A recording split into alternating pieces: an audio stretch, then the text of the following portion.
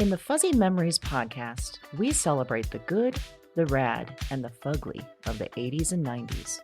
We're three latchkey kids who made it out alive. And in each episode, we break down all the culture that popped, 1 year at a time. Whether it's the birth of legends... I'm Lyme disease free today, and I have Whitney Houston and MTV to thank. Or audacious moves. Imagine also the poor Golden Gate Bridge. You turn 75 and people have a party on you. Yep. I don't want that. Or even confusing PSAs. And the stop, drop, and roll. I mean, I assumed as an adult I would catch on fire weekly. All the time! We've got a take that will make you laugh. We've also got thoughts on all sorts of random phenomena and the most unmitigated of golf. Why sharks can't be trusted, people can't be trusted, and rivers can't be trusted. It's collusion. It's of the highest degree. Uh-huh. You were counseling me to start my remarks with, first of all, bitch. Everyone in that room would have snapped to attention. It's going to be basically coffee lids, shark revenge, and then maybe like Matt Getz. God, we need to do something about him. Join us every other Wednesday to celebrate the hits, the misses, and the misfits of the weirdest decades. If I could tell my 14-year-old self from 1990 that I would be eating in a Cheesecake Factory in Beverly Hills, I'd be like, we did it. We did it, Joe. We did it. Listen and subscribe to Fuzzy Memories on Apple Podcasts, Spotify, and your favorite podcast platform.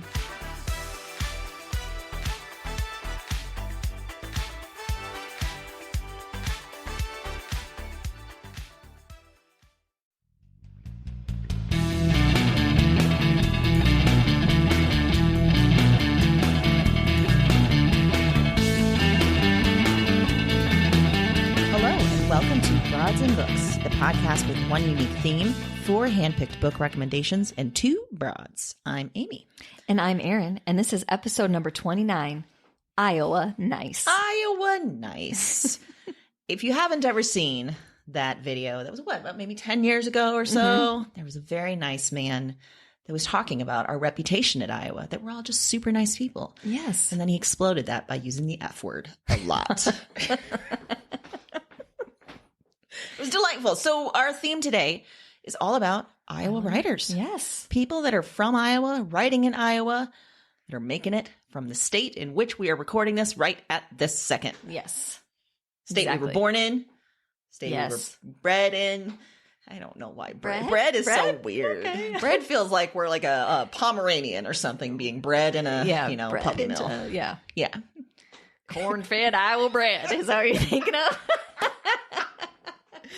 Ew. Yeah, you see some of those shirts around. Yeah, you do. You do. Mm-hmm. Yeah. Mm-hmm. You know, the thing about stereotypes, sometimes they're real. They come from somewhere. Yeah, they start. Indeed they do. Yeah. Mm-hmm. Mm-hmm. Well, we think I was great for a lot of reasons. We do. I mean, you'll see in this episode, it brings us a lot of talent. It sure does. But what is your favorite or best part of living in Iowa? One thing I really like is the idea of traffic is very different here than, say, in Chicago. Very true. When I came back from Chicago and people would tell me about, oh God, the traffic's heavy on 235 today. And I'd be out there and I'm like, well, there are other cars on the road. That is true. So by that definition, there is traffic. However, those cars are moving, which is not often the case in, say, the Chicago interstates. So when I would first move here, I would think it was going to take me forever to get places, and I'd always be like 20 minutes early everywhere. Which, made me punctual. It did. Yeah. Good for you. Yeah. But I can see how that was, So our concept of traffic is loose and not necessarily true. I like it. Which I like. Yeah, that's a good benefit. You're right. Erin, I have an important question for you. Oh, gosh, hit me with it. Okay. Do you like sweet corn? No. Nope. Not even a little bit. Why am I asking you that question? Hate it. Well, because there's this assumption of Iowa. Obviously, corn represents us on a lot of levels. Yeah. And everyone assumes that if you're from Iowa, you like corn. Mm-hmm. And even people that live in Iowa make that assumption. Yes. Like if I'm at a barbecue or something, somebody's like, oh, we have sweet corn. And I'm like, corn. No, thanks. You don't like corn? You're from Iowa. I'm like, okay, first of all, why that accent? Yeah. Why that? And second of all, I don't. I like popcorn. Yeah. I don't like corn. I don't like Yeah. sweet corn. I don't like frozen corn. I don't like canned corn. I don't like creamed corn. I don't want Ooh. corn. And you know what else? What? Love me cornbread, but if you put corn in your cornbread, I am out. I do not want to randomly get a kernel of corn in my teeth. I don't like it. It's not appropriate. I'm now picturing you like biting into cornbread and then realizing there's a kernel and just throwing it. What is this shit? Never. Not today, cornbread. I like that corn is often the image associated with Iowa.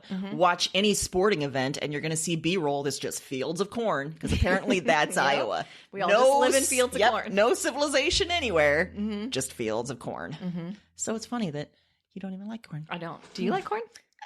Take Take it or leave it. It's fine. Okay. Yeah. You're not diametrically opposed like I am. No, but Okay. you know what? I'll tell you what. Remember when I had my jaw surgery? I told you that story? Yeah. And my mom would blend up everything. No. She didn't blend up the corn that I Okay. recall, but we often had cobs of corn for dinner. You know, that was the only vegetable we usually had. So she would cut the corn off the cob and then give it to me, and I could sort of mash it into a paste in my mouth. Okay. If I didn't like corn before, we did nothing to help that situation. I mashed it into a paste. Nothing has ever sounded more appetizing. I think I was making alcohol in my mouth, because isn't that part of the alcohol process? Mashing you're the fermenting corn. corn into your distilling liquor. Distilling it in my Okay, mouth. Yeah. I like it. Yeah. All right. All right. I shouldn't have asked that question. All right. If you had to pick one item to put in a time capsule to represent Iowa, what would you select, Amy? Well, I have a funny item and a serious item. Okay. Okay. So funny item, I want to just put Herky in the time capsule. Just You're going down, Herky. Going down. If you're not familiar, the University of Iowa's mascot is a hawk named Herky. And he gets up to hijinks at every sporting event. And I don't want just the mask. I want all of Herky, whoever's playing him these days, some nice 18-year-old from, Earlham, Iowa. I don't know. We're going to stuff him in the time capsule and take him out in 50 years. Including the guy? Yes. Okay. So our time capsule now involves kidnapping? And attempted murder. Attempted? I think it's pretty much murder. I think it's murder. I'm not sure he's going to make it inside the time capsule. Hey, you said time capsule. I just riffed off the concept. Okay, I like And, it. You know what? You're right. Right idea. Live Herky. Okay. What's your... is that your funny or your serious? That was my funny one. Okay. So besides Herky, Okay. we're also going to put in a marriage certificate between two of my friends, Heath and Michael, who were, very early on one of the first gay couples to get married after Iowa was like the second state in the country that allowed gay Good one. marriage. I like that. Yes, so their wedding certificate is going to be next to Herky as he decomposes over 50 years. Right. Yeah. Maybe we should put their marriage certificate like in a protective glass. I don't want him to be tempted to eat it. We could laminate it. Sure. I Okay. mean, we Yeah. got home laminators now. We Yeah, can all definitely right, do that. all right. Yeah. Okay. Solid choice. Yep. How about your time capsule item? Well, I had two items Okay. too. I don't know if one's more serious or one's more funny. Sure. But first, I want to put in a butter cow replica. Oh, yeah. A replica. Can- Obviously, I don't want just butter in there. Okay. That's gonna Can it be vegan butter? Yeah. Okay, great. Yeah. So because to me, there's something about the state fair that really, it's another one of those kind of stereotypical things people think about in Iowa. And it really is everything that people think it is. And it's absolutely gross. I hate it with a full passion of my heart. Yes, you Yeah. do. So I think a small butter cow would be hilarious. Okay, yeah. Could my Herky guy eat the butter? I'm going to guess at some point he's going to gonna think it resort is. to it. Yeah, Yeah. Okay. So we're probably going to get like just little butter leg cow on like a stand. Just the little legs are left. Yeah. Great. What's your second one? My second one is it's kind of similar to Herky, but everywhere in Iowa you see this house divided gear because it's Yes. Iowa State or Iowa. Iowa State or Iowa. And Yes. people are just crazy for either one. Psychotic. Yeah. So they made all this like license plates and flags and shirts that are house divided. Somebody likes Iowa State, somebody likes Iowa. To me, that just kind of, really makes me feel like that's what we want to be represented by. Absolutely. House divided corn and a butter cow. And a Herky. And a Herky. A guy in a Herky dead costume. I really want to be there when they open the time capsule and get the full smell of the butter cow and the decomposing herky, and and then see the house divided and be like, what the hell happened in Iowa? Clear, mine was a replica. It's made out of plastic. I wasn't putting a live butter thing in there. I really didn't think this through very carefully. I like that you went maniacal. I'm fine with it. Good, because that's where I went. Yeah. Okay. I think it's good. Well, we've really demonstrated how nice Iowans are and what we're known for. But you know what? We're also known for writing. True. Yes, we are. And in fact, when we're talking about writing, one thing that needs to be mentioned is the Iowa Writers Workshop, which is in Iowa City. It is one of, if not the best MFA program in the country. And almost every really accomplished writer you've probably seen has been at Iowa at some point in their career. But, that's to say that not everybody stays in Iowa. They come to Iowa City for a little while, they get their MFA, and then they go away, maybe back to New York. But not Marilyn Robinson. Oh my gosh, we almost picked the Did same we? thing. Yeah, I didn't though. Oh my gosh, crazy. Yes. So Marilyn Robinson came to the University of Iowa to teach, stayed for 25 years, just retired a few years ago, and is still in Iowa City. And the book that I chose is by her from 2014. It's called Lila. I wondered which one you were going to pick. Yeah. Okay. She's written, obviously, I think 4 or 5 novels, and 3 of them center around this fictional town of Gilead, Iowa, and this is no exception. But in Lila, we start with a little girl who's out on a stoop. Whoever is in the home, whether it's mom or dad or maybe who knows is in there, they won't let her in. And this happens a lot, we learn. But this time, a woman named Doll picks her up and takes her away and names the little girl Lila. After cleaning her up, nursing her back to health, they take off down the road looking for work. And this continues through the 1920s and into the really rough Depression years, where work is hard to be found and they're just sort of scrounging and making some tough choices and really not setting down roots anywhere. But interspersed with this story is a future story where Lila is in Gilead, Iowa. She's sort of happened to meet this preacher who actually features in these other books, and has started a relationship with him and now is staying with him and is married with him and having his baby.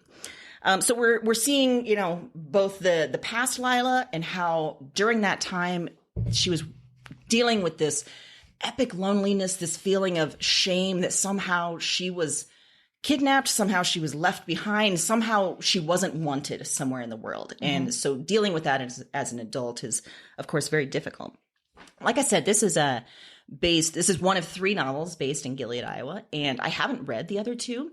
So if you feel like you need to, read those others to get situated in this world, absolutely do it, but I didn't. And I was pulled into this book. It's so wonderful. And it's kind of cool to know that there are some of the same characters in the other books, and this just happens to be from Lila's perspective.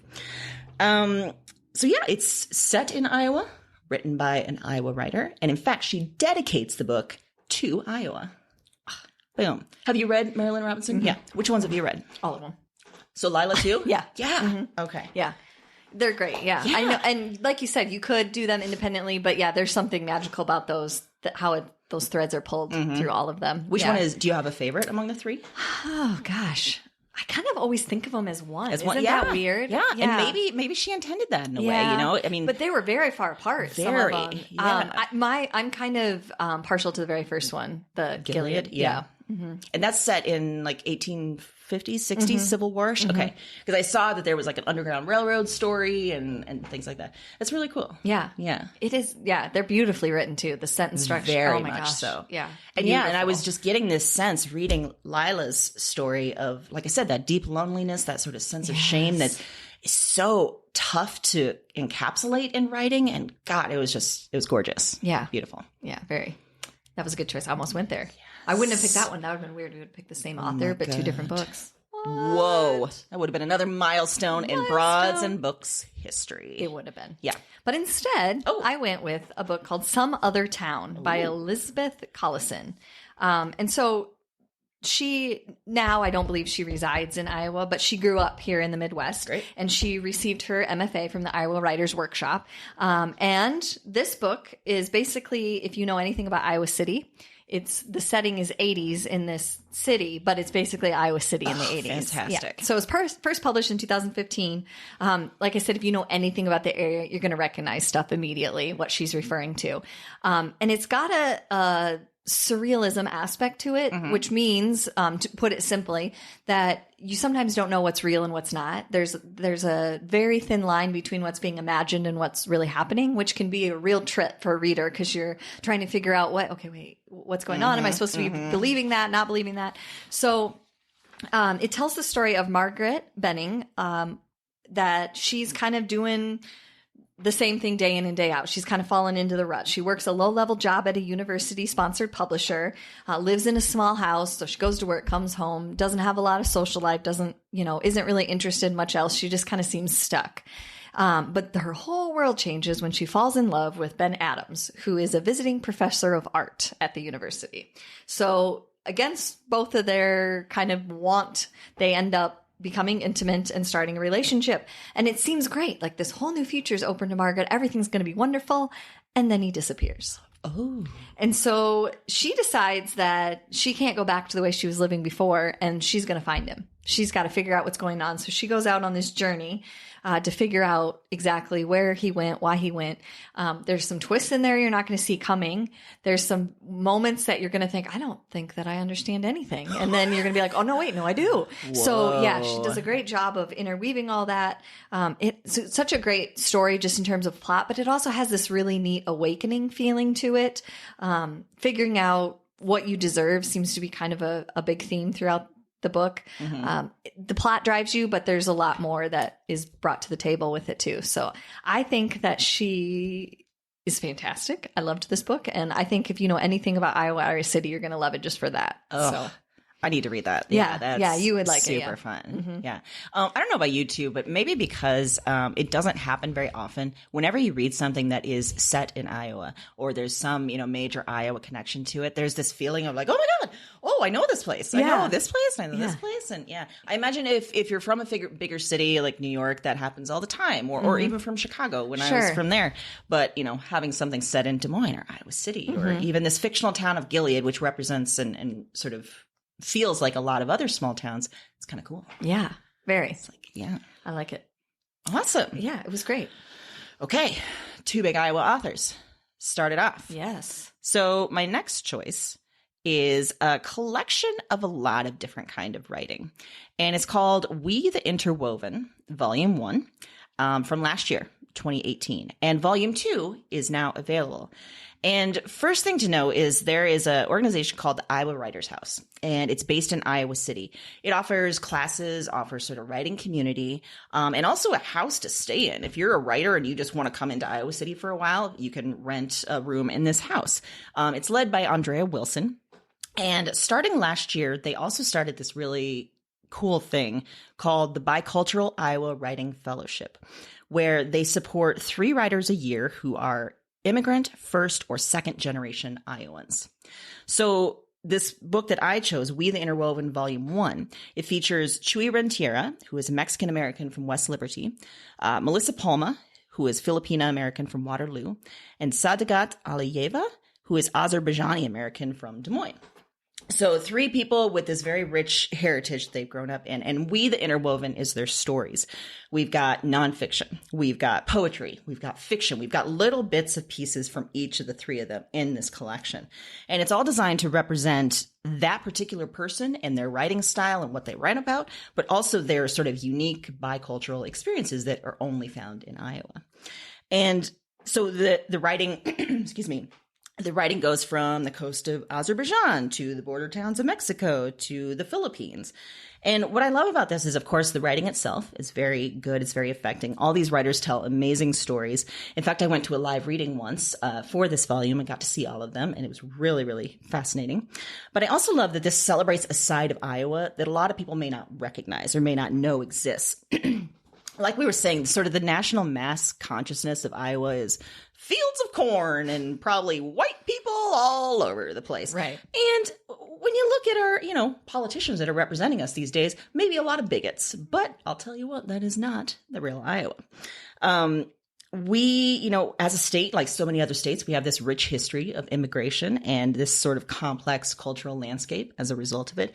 And so anyone who actually lives in Iowa, who has grown up in Iowa, who's been in cities, small towns, they know this and they can recognize this. And that's what I really love about this. So it's this sort of beautiful dedication to that side of Iowa, as well as this celebration of these three individuals in their particular writing. And I love the organization's mission. I think it's amazing. I can't wait to read volume 2. I think this is a really, really cool thing that they're doing for Iowa writers, and all for it. It's wonderful. Yes. Way to be. Yes. Awesome. That was a great second pick. Thank you, Erin. You're welcome. I like your support. Oh, I'm trying something new. You know who else is trying something new? Podcat. Yeah. She's just been sitting over here this whole time, not meowing, cleaning her butt, cleaning her paws. She's very intent on her focus. It's a lengthy bath. We're not going to lie. It's a very lengthy bath. It's run the full length of this recording so far. Mm-hmm. Could not be bothered to really even look at. Oh, there she goes. Oh, she does. Okay. All right. That was all you if she asked later. I had no part of this. Yeah. She's like, okay. I get it now. All right. Fine. Okay. Well, that's been entertaining. It's been a real podcast. Thanks. Anyway. Things just got weird for the record. All right. Okay, so my nonfiction pick this week for Iowa Nice is called Midnight Assassin, A Murder in America's Heartland. Because I had to bring you some true crime. Yes, you in the did. Iowa episode. So this is written by Patricia L. Bryan and Thomas Wolfe, who are actually a husband-wife duo. And they worked on the book together. They're both born and raised in the Midwest here. And Thomas Wolfe, actually did earn his MFA from the Iowa Writers Workshop as well. So in 1975. So they worked together on this collaboration. What happens is this tells the story of Margaret Hossack, the wife of a well-known farmer in Iowa, who in 1900 is arrested for killing her husband with an axe. Oh. Yes. So there's a ton of community outrage because, first of all, how could a woman kill a man with an axe? Good Lord, right. Second of all, the kids were upstairs sleeping. Oh, Who my does goodness. that? And the community is like desperate to know what's going on. A few of the first-hand accounts, as they talk to people or look at, police records, that type of thing, paint her husband to be a very mean, cruel, very unstable person. So this self-defense motive sort of emerges, and it divides the town. So half the people think, yeah, she probably did it out of self-defense, and the other half think, no, she killed the guy.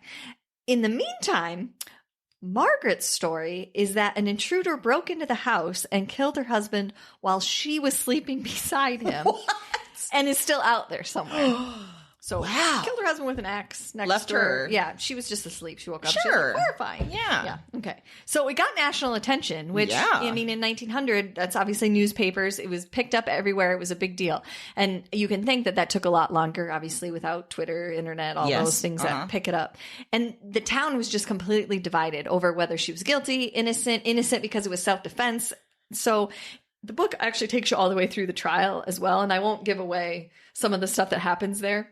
But I love this book because Iowa, obviously, great story of this murder in Iowa. But also, it's a really deep look at the difficulty that women faced at that time. Yes. Legally, socially, politically, some of the big obstacles to this case, to maybe seeing it for everything that it was. It also talks a lot about the difficulty of being a farmer at the turn of the century. And we know even today, growing up in Iowa, farming is not an easy profession. Right. It's not something that, automatically you make a ton of money and it just goes super well. So this really highlights a lot of the problems with that. It also brings in another origin story of Susan Glaspell, who covered the case as a young reporter and went on to become one of the early feminists in feminist movements. So she was instrumental in bringing out some of the details that people started to go, oh, wait, maybe this isn't as black and white as I thought it was. Honestly, it's a great true crime story. It is. But there's so much more about our legal system, about the question of innocence and guilt, consequences in which crime occurs, and really a big part of it, which is so interesting because it happened in 1900, is the role media plays and we've talked about that before with true crime, but the role media plays in how someone is perceived and how people decide right away guilt or innocence kind of by the news stories that they read or see. And so I loved the idea that we're dissecting that in when we live in an age when that's incredibly important. Yes. But it was just as important in 1900. It was Yes. causing the same kind of situations. So it's a really interesting book to weave all that stuff together. And at the heart of it, it's just a great crime book. Yeah. So yeah. It sounds like reading it. I don't know about you, but I've been reading some historical stuff lately where it feels like, oh, this is happening again, or it, like things never really quite change. That feels like it could be happening right now, you know, and all the media attention, all the suspicion of women, all that kind of stuff. Yeah. Although I really like the idea that someone just came in, axed her husband, and she slept through it. Like, she is a hardcore sleeper, and I respect that. And I mean, we didn't have Ambien at this time, so it's going to be a struggle. But yeah. I think, if anyone reads the book and wants to have a discussion with me, reach out. Yeah. Because there's a part of me that thinks that she might have been better off had she said nothing ever about what had happened. But on another hand, I really admire her moxie being like, no, I was asleep. He got killed. Sorry. Yeah, that's pretty, that's amazing. Yes. I wish I could sleep that hard. Yeah, that would never happen. But I know, right? I used to be a really hard sleeper. Were you a light sleeper, hard sleeper? I was a hard sleeper until I had kids.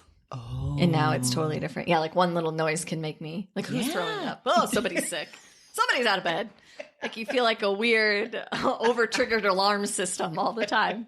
When I was younger, we had, I lived on the east side, and we had a drunk driver drive through our yard, and I had the basement bedroom, and almost like go through the wall, and, was tore out some trees, all this kind of stuff. There were cop cars, everything. I slept through it all.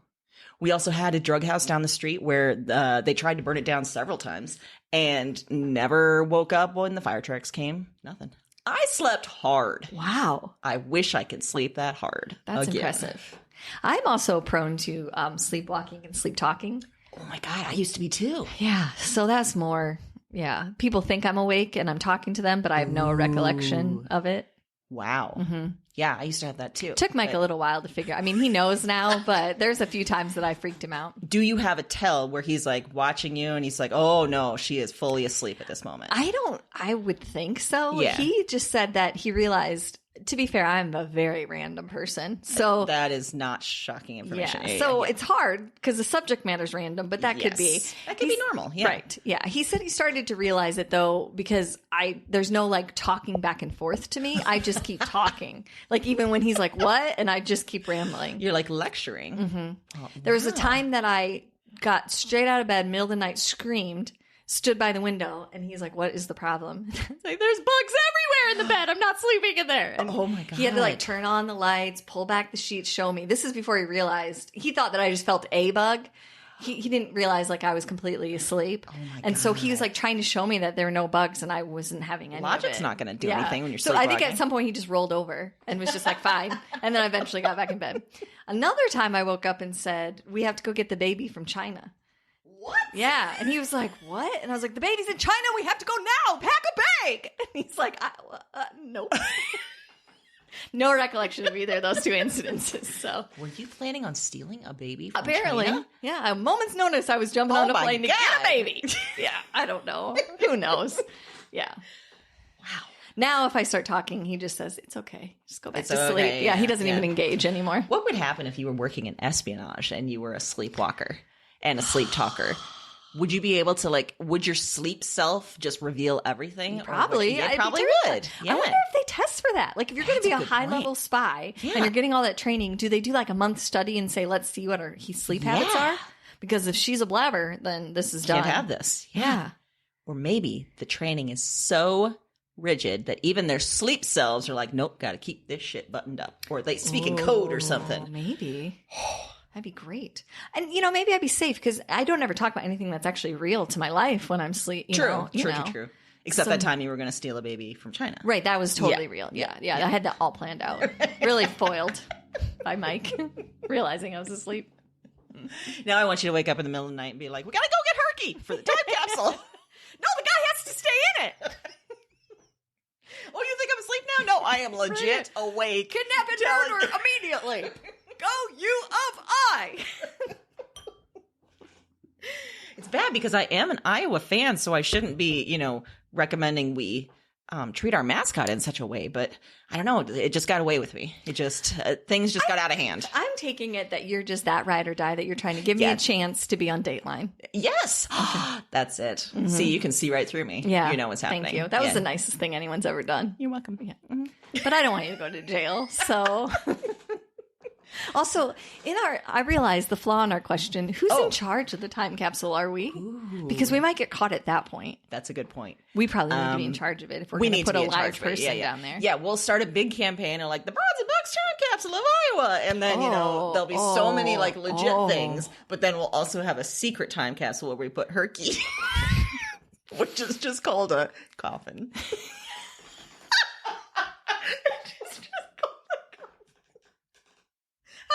Dig up the second time capsule. Isn't the whole point that you dig it up later? So they think they found the real time capsule, and then there's I know there's a secret one. Probably this one with this body. Because I will leave careful instructions. Oh, See? Okay, good. Let's make sure that we say that when they're going to dig it up, it's centuries from now, so that, So the statute of limitations has far run out. And we're dead. Yeah. Yeah. In that Herky coffin. Okay. Do you have to shape it different than a normal body coffin? Well, it's a little, top heavy. Yeah. The big head. So yeah, it's got to be a big thing and then tapers down to a slim leg pant kind of thing. Yeah. One more follow-up question. In your mind, why exactly is it necessary to have a person inside the Herky outfit? Because... Just for my own understanding, so I can defend this. We need the full magic because the costume is not enough. We need it to be animated, so we need someone in there. Okay, so it's going to be animated prior to getting in, and when it comes out, it's going to be a real smelly pile of feathers. Okay, I haven't thought this fully through, but yeah. What I'm thinking, robot.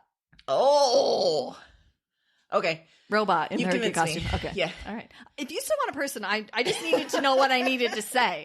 I'm down. That's fine. Okay. But I think what we need to include then is him being Herky, like a videotape, and then we also bury that with the Herky. This is what it used to be. Is this still considered true crime? And am I going to get you on Dateline with this scenario? I think this is pretty true crime. Oh, yeah. okay, great. Yeah. Then let's do it. I mean, it's complicated as F, and let's just go for it. Why not? Yes. Because what else would you do with a time capsule? Except put weird things in there. Put Herky in there. That's right. Yeah. Oh, boy. I know. Well, speaking of true crime, I also have a true crime entry for this week. I'm so excited about this. I feel like I'm converting you. I made a discovery this week, everyone. One that I think that Erin is definitely going to like, and I know you've listened to one episode. Mm-hmm. I think a lot of you listeners are going to like as well. It's a podcast put on by iHeartMedia and the Des Moines Police Department. It's called Missing in the Metro. And it's simply that. It's cold cases of missing people in Des Moines and the area. And what's great is the first episodes, which were released earlier this year, or the very first episode, it actually goes through a solved case and how the Des Moines Police Department and all the detectives went from someone reporting someone missing to all the things that happened to actually then find her and what happened afterward. So with the help of the Des Moines Police Department's public information officer, Sergeant Paul Parisic, they talk through one case, this one solved case from a few years ago, how it was brought to the police, like I said, how they got breaks. And then the next few episodes are cold cases, which are still unsolved. One that I've listened to was one from 1960, which every time there's a new detective, they then get the opportunity. Someone gives them, this case hasn't been solved. Take a fresh look at this, see what happens. And so it tells the story of that one officer's taking a look at it, re-interviewing some people, thinking he made a lead, and then, you see what happened afterwards. So it's super compelling. It's fascinating. They're actually doing this so that if anyone knows anything about these cases, they can get some additional information. They can check it out and potentially solve this.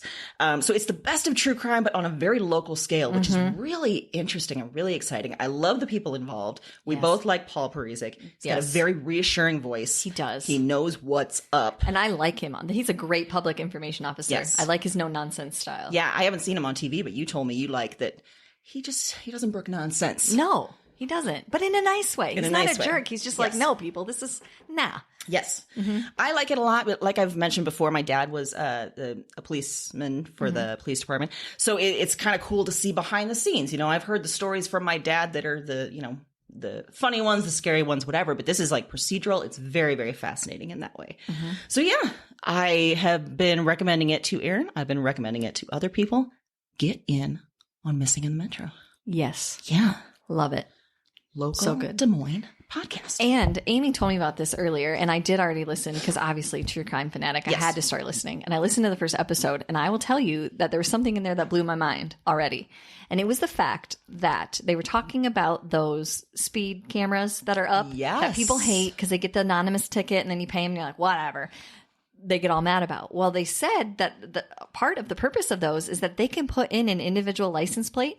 And when they do that, like in an Amber Alert situation or a missing person, it will clock every car. Whether or not you're speeding, it will take a picture so it can see if that car passes. Timestamp it, tell you when Yes. they say. Yeah, it was fascinating. Which I was like, never that's a thought great about that. thing. Yeah. Now I'm like, okay, I'll just take my lumps Exactly. and pay the tickets and just be happy about it. I 'cause- know I'm speeding, so if I Yes. get a ticket, fine. Yeah. But if it's helping solve, a case or Yes. helping find somebody, hell yeah. Yeah, that's a great. I had no idea that it had that capability, and I think that's fantastic. They should have done a public campaign about that. They should have. Maybe yeah. that's part of this podcast. It's like, listen, those things that you hate, they're actually very useful.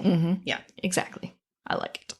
Okay, well, my pop culture pick this Yes. week, it's kind of it's a combo, but it's a book, so that's kind of weird because I put a book, but it's not really like a book that, like you wouldn't sit down. It's not a chapter book. It's called Interesting. Overheard in the Store. And is put out by Raygun. It was put out in 2013.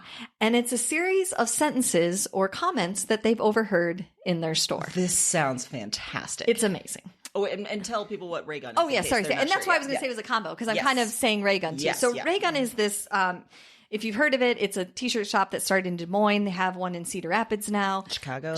Omaha, I yeah, think, they yeah. are expanding. But it started here in Iowa, and they do a lot of really Iowa-based funny slogan Yes. t-shirts, but they sell a lot of different things now. Yes. Wildly successful. They're notoriously hilarious. They love to poke fun at things that bring some brevity to situations that would Yes. otherwise not be. For example, we have a horrific congressman named Steve King, was just and gonna there's T-shirts that say "Dear World, we are sorry" for Yeah. Steve King. We're sorry about Yeah. that. Yeah, which is actually when I fell in love with Raygun. Yeah. I saw that T-shirt because he's been in office for way too long, Yeah. a long time ago. But Yeah. so it was put out in 2013. It actually, they actually use their Twitter account sometimes to put out tweets of things that they've heard. But they took a whole bunch of them and they put them by category in this, and then they drew cartoons around some of them too. It's phenomenal. You could read it in 20 minutes, or you can just flip through and find it. It would be a great gift. Yeah. Just because it's hilarious. But it's Coffee also table just, book. yeah, funny. If you need a moment, it's just funny. So I took a few of my favorite Oh, ones. wonderful. And again, remember that these were said by people in the store. Some of them employees and some of them people that were just there. Oh, my God. But so here's one. If you take all the music that's ever been recorded and pick Nickelback as your favorite band, you have a serious problem. I agree with that person. Yeah. One specific to Iowa out of a section called Iowa Problems. Just because it's cold outside doesn't mean you have to wear an ugly ass stocking cap. That's just truth. Yeah. Right? Yeah. This might be my favorite, and I'm probably not going to come across in the translation as well because they drew the most hilarious cartoon with it, but there should be a show called Downtown Arby's. It's just a bunch of old British people driving up to get curly fries.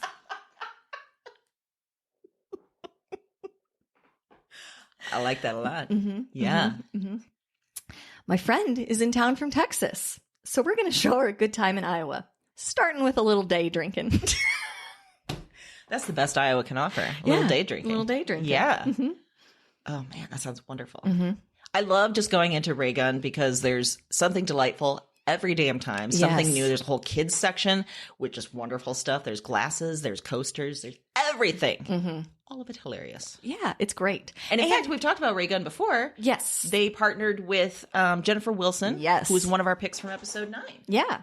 Her great book is through Raygun. And so if you remember at that time, I told you can also go find Raygun online. You can order online. You can see all the fantastic stuff there. So if you're not from Iowa or you don't have a chance to get to the Iowa-based store, Omaha, wherever, you can look on there and you can find fantastic t-shirts. Glorious stuff. Fantastic. They do fundraisers. They do all kinds of things. You can search by collection. You can find Jennifer Wilson's amazing amazing book. Sure can. You can find this book. You can find so many things. It's become a worth it. stop for a lot of the presidential candidates. They have Yes. to stop into Raygun. Which, yeah, and if you're not from Iowa, you are not aware that maybe every 4 years, every 8 years, when there's an election, this is the time of year in which we are inundated with political candidates. The Iowa State Fair. That's why you see pictures of a lot of candidates eating like corn dogs and turkey legs. Because they're coming to Iowa. They come to Iowa State Fair. And in fact, I know a couple people who work in the lobbying industry that say that it's very well known that if you tank at the Iowa State Fair, like you make a bad comment, people don't like you, that your campaign's essentially over. It is like that big of a milestone spot. Isn't that crazy? Yeah, because they say you're ruining your chances in the caucus. Like they say that's what happened to Jeb Bush.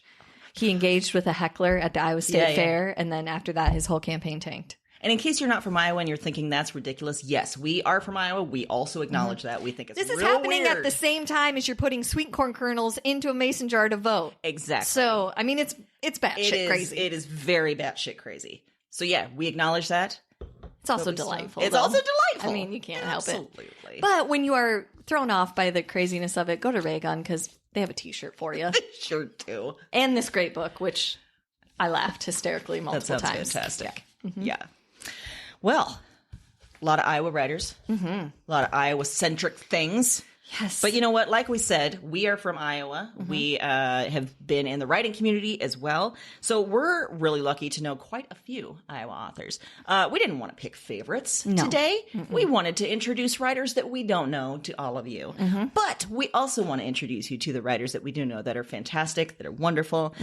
So a few of them, we're going to include a list on our website, but a few wonderful names: Callie Van Bali, Julie Stone, Francis Sparks, James Irwin, and there's a group called the Iowa Writers and Illustrators, which lists a full list of all the, as the title says, Iowa Writers and Illustrators. yes. So yeah, Yeah, we've got a we'll lot. link right onto our page so you can check out all of those. We highly recommend them too. We just, we wanted to keep our integrity for you peeps. Exactly. Go Because with if people. nothing else, we have integrity. Some kind of semblance of it. Yes. Some kind of semblance. As we talk about killing Herky, we still have our integrity. But damn it, I won't mislead you on a book. I might kill a man, but my book recommendations are on point. You can't handle the truth. Now we're mixing episodes. Oh no. Oh, all right. Well, Okay. anyway, we'll be back next Wednesday. Yes. So you have lots of time in the meantime. Pick up some of those books. Yeah, check out some of those authors. Yeah. In the meantime, you can head to our website. That's where you can find them. And you can find out all the other recommendations we made in this episode. Yes, you can. And at the website, you can find some bonus material. I don't know if you've seen it yet, but around the time we had our 25th episode, we put out a best of. You know, all the weird stories we tell every episode, all the tangents we go on, all the moments where we can't stop laughing. We grabbed a few of those, put them into an episode, and there you go. A best of episode. So you can find that at the website along with a lot of our other bonus material. Yes. And when you find that and you think, man, this is great, give us a review. We appreciate that so much. We sure do. And it helps us stay up in the searches and it helps other people find our podcast. It does indeed. And another way you can pitch in, get involved in this podcast. Yes. You can give us a theme idea. Do it. We have had some wonderful episodes. Listener suggested. We would love to take on your suggestion. We would love it. In the meantime, you can find us on Facebook, Twitter, Instagram, or our website. Happy reading.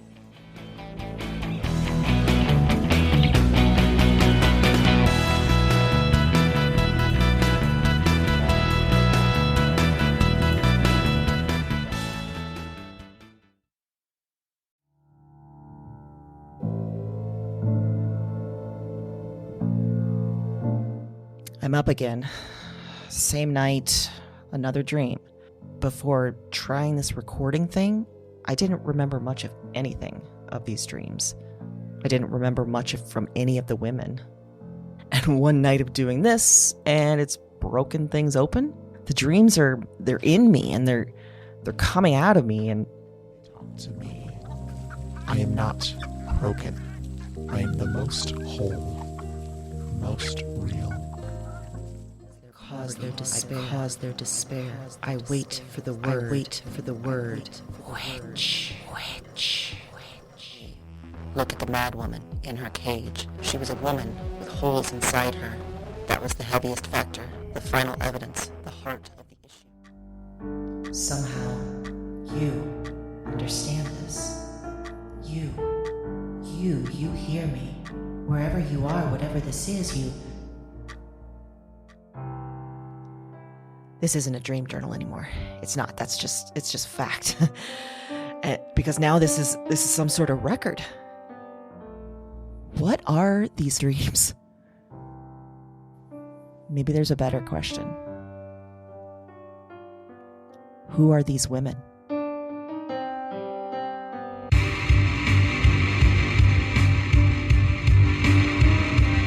Weird Woman is a Broads and Books production. All 9 episodes are available January 10th. Listen and subscribe to Weird Woman on Apple Podcasts, Spotify, and your favorite podcast platform. That's WYRD Woman, wherever you listen to podcasts.